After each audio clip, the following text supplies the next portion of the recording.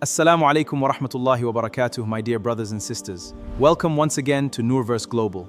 Today is our AI tutorial day, and we are going to learn something practical together. Ya 'yan uwa maza da mata, barkanku da sake kasancewa tare da mu a Noorverse Global. Yau ranar koyon AI ce. سلام يا إخوتي وأخواتي. مرحبا بكم من جديد في Noorverse Global. اليوم وسنتعلم معا شيئا عمليا ومفيدا. Before we start editing, let us first create 3 short videos with AI. Each video will be a separate part. I will show you how to bring all 3 together in one complete video. Kafin mu fara gyara bidiyo, bari mu fara ƙirƙirar gajerun bidiyoyi guda 3 da AI. Kowane bidiyo zai zama wani ɓangare na labari ɗaya mai sauƙi. Bayan mun ƙirƙire su, Zan nuna muku yadda ake haɗa su wuri ɗaya su zama cikakken bidiyo. قبل أن نبدأ في تحرير الفيديو، سنقوم أولاً بإنشاء 3 مقاطع فيديو قصيرة باستخدام الذكاء الاصطناعي. سيكون كل مقطع واحدة. وبعد إنشائها, now let us create our first short video with AI. Imagine a student sitting at a desk. He is confused at first, but he decides to use AI to understand the lesson better.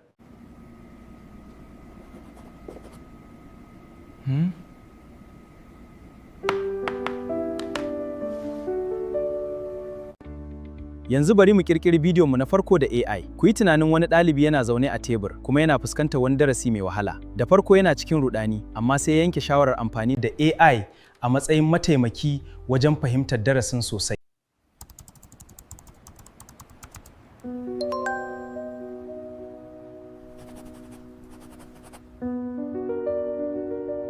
والآن لننشئ أول فيديو قصير لنا باستخدام الذكاء الاصطناعي.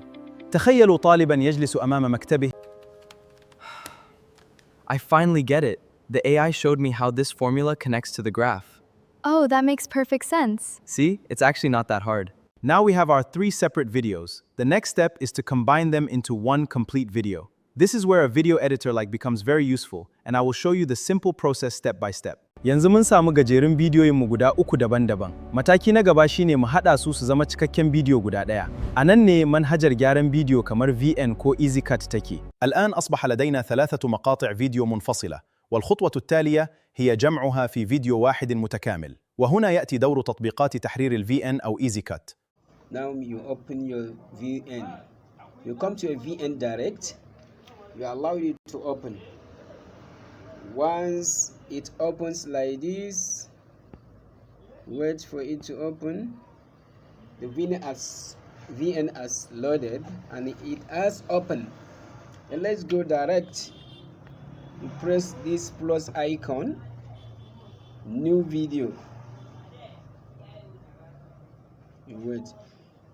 Here is our videos that we are going to combine together.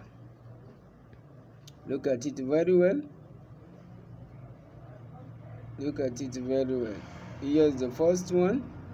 You press it like this. Then you cross-check, play it.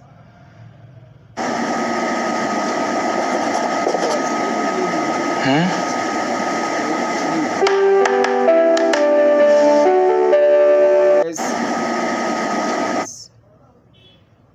You go to the second one. You select it.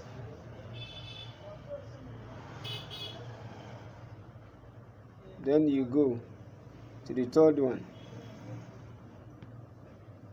You see it? Second one, you play it and see.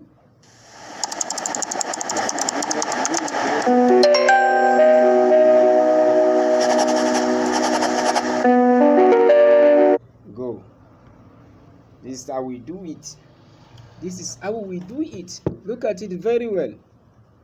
Ku gan shi yadda ake yin shi da kyau, gashi nan mu haɗa bidiyo sai mu danna. Yanzu za mu iya playing ɗin shi.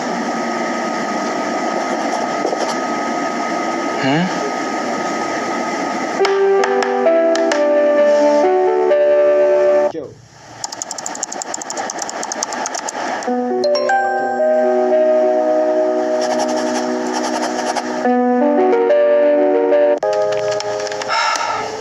I finally get it. The AI showed me how this formula connects to the graph. Oh, that makes perfect sense. See, it's actually not that hard. Gani mu gama. sai mu danna wannan export. Shikenan zai haɗa mana bidiyo ɗin.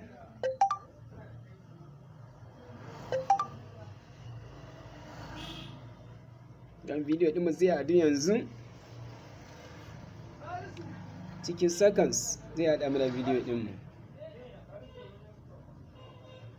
To wannan shine na VN.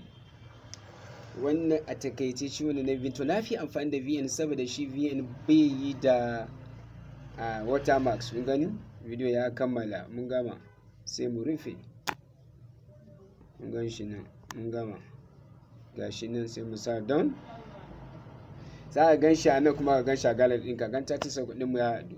Yana nan kuma sai ka gan shi a can. Duk zan haɗa shi a cikin bidiyo ɗin na zo haɗa. Za ku ga yanda yake tsaf. Alhamdulillah, today we learned how to create 3 AI videos and combine them into one. Keep learning, keep creating, and join us for our next lesson. Jazakumullahu khairan. Alhamdulillah, yau mun koyi yadda ake ƙirƙirar bidiyoyi 3 da AI da kuma haɗa su wuri ɗaya. Ku ci gaba da koyo da ƙirƙira, sai darasinmu na gaba. جزاكم الله خيرا. الحمد لله. تعلمنا اليوم كيف ننشئ 3 مقاطع بالذكاء الاصطناعي ونجمعها في فيديو واحد. استمروا في التعلم والإبداع ونلتقي في درسنا القادم. جزاكم الله خيرا.